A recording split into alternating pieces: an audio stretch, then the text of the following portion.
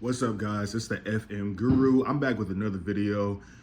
If you like what I'm saying, the Farmers Market Guru, make sure you like, comment, and subscribe. I'm gonna come up with a country catchier intro. I don't know. And today I'll move this camera like closer because for some reason when I had it in the last video, I look like an alien. Like my eyes look like this. Maybe I'm just tweaking. But today we're going to get into the biggest mistakes I made selling at a farmer's market, just so you don't have to make these mistakes. I made some very crazy mistakes, and I really feel like if now I could go back in the past and tell myself, I would have saved 2 years worth of my life. But it's part of business. You have to learn some stuff. I'm sure there's some things that I'll tell you that you still have to learn because it's just part of the process, right? So we're gonna start off with, this is not in any particular order. We're gonna start off with number one. Number one is I overinflated. This is probably one of my biggest mistakes, which I probably should have saved for the end, but I overinflated my expectations for the market. So I have worked at craft markets, I've worked at farmers markets, and I've worked at state fair, like Oktoberfest markets. Those three markets are completely different. They are so different, and I will break down in the future video, maybe the video right after this, on how different they are. I have a product called Herbal Cider, right? Herbal Cider is like a tea. It's like a wellness tea, right?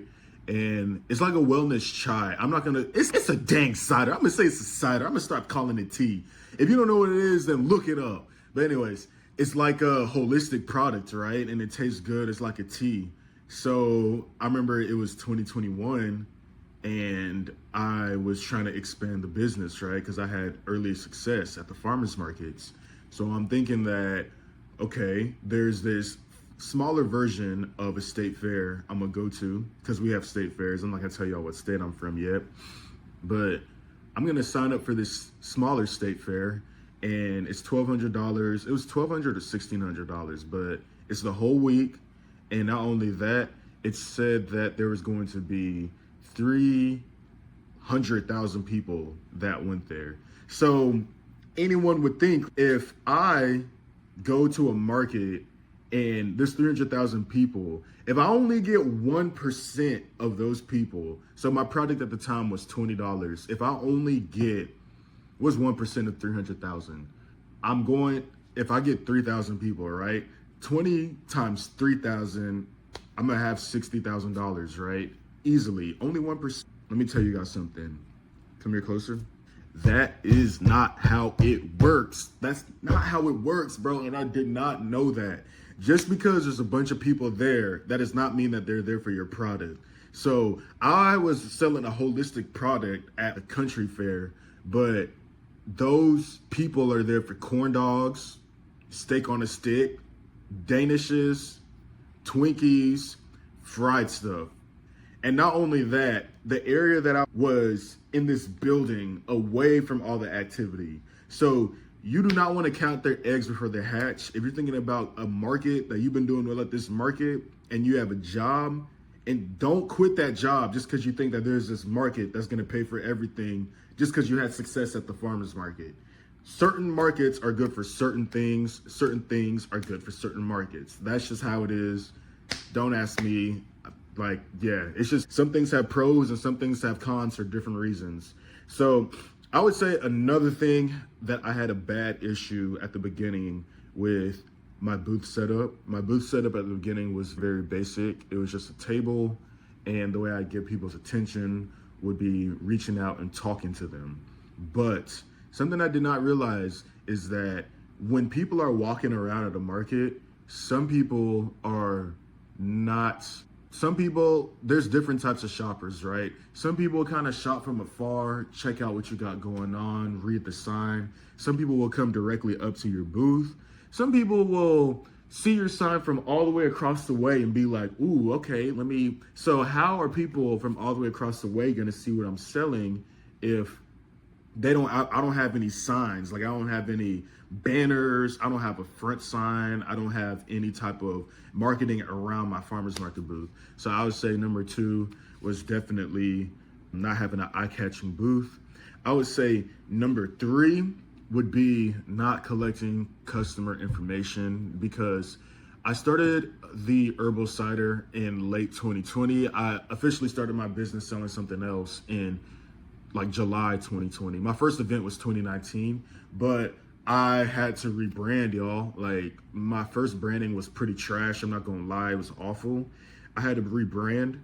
All the customers that left me reviews from my old website, not only did I switch from, what was it, WooCom? No, not WooCommerce. I switched from WordPress to Shopify, right? So I lost all the reviews I had all the reviews I had on WordPress. I lost them whenever I switched to Shopify. So it was like I was starting my business all over again. So I should have done a better job at getting people's reviews, because I would have had 10 times the amount of reviews on my website. I also changed the name of my website and my business. So that made me start from completely over. And if you have people in front of you, you want to monetize them as much as possible, and you want to get as much from them as possible, especially if they like your product. They're going to be willing to talk about it. They're going to be willing to really not only pay for it because they know that you're a small business. They're going to be willing to tell their friends about it. So you want to use that to your advantage as much as possible. So I would say the number 4 thing that I had with the issue I had with my product was underpricing it at the beginning. And this is a mistake, because I've seen people that have had very low, let me try to make up something else, because that's not really a mistake I had. I would say another mistake I had was, because I never really sat down. Okay, I'll just say it. Okay, number 4, one of the major mistakes I had, number 4, was, this is me personally, maybe y'all are good with this, was not reinvesting your money. So if you are a farmer's market booth and you get money, it's instant money, right? You might get $400, $500, $600, $700, $800 in a weekend, and you're just like, oh, I'm gonna use this for that, for bills. It could be, or you could be like me, I'm gonna use it for shoes, I'm gonna use it for this, I'm gonna use it for that. Do not do that. When you first get your money from the market, the first thing you want to do is see how you can reinvest it into the market or reinvest it into you growing online. That was one of the biggest mistakes that's probably one of the biggest mistakes I made, because the first year that I made a lot of money, it was 2022, and I just started wilding out because I never really had money like that before. I just started wilding out. But from learning my lessons, I took that money, like for example, this year, and I used all that money for marketing, photo shoots, for growing my social media, right? And that's going to bring me to my next point. My number 5, and last but not least, because I'll make more list after this, but my number 5 and last but not least mistake that I made was not having a clear goal. So at the very beginning, I'll say in 2022, I did not post on social media at all. Like, I was just like, I don't want people to know, like, I'm very private when it comes to people in my personal life knowing what I'm doing.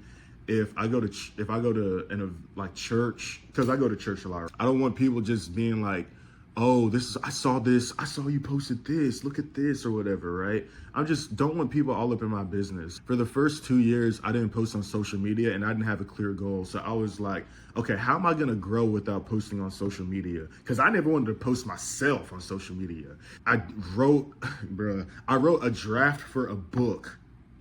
So I have a whole draft for a book. And it's like, why would people buy a farmer's market book from me? They don't know who I am. I have no credibility. They don't know who I am. Why would they buy a book from me? So I say all that to say is, eventually I got on the right path, and I was just like, I gotta post on social media, because that's where everything's at. That's where new people are gonna see my product on Instagram. That's where randoms are gonna see it and be interested in buying it. Because I don't want to be at farmers markets for my whole life. I'm trying to use this as a building base in order to grow my business. So yeah, I should have had a clear process at the beginning, and that will do it for today. If you guys have any questions, feel free to ask in the comments. If you guys want a one-on-one consultation from me, the link will be in the bottom. If it's not in the bottom right now, I'll eventually get it in the bottom. But if you want a consultation, I'm telling you, you should get it right now while I'm small, because next year it's not going to be as available. So thank you guys for watching this video. It's already 11 minutes. Be sure to like, subscribe, and if you guys have any farmers market questions, this is the Farmers Market Guru. I'm signing out. Appreciate y'all.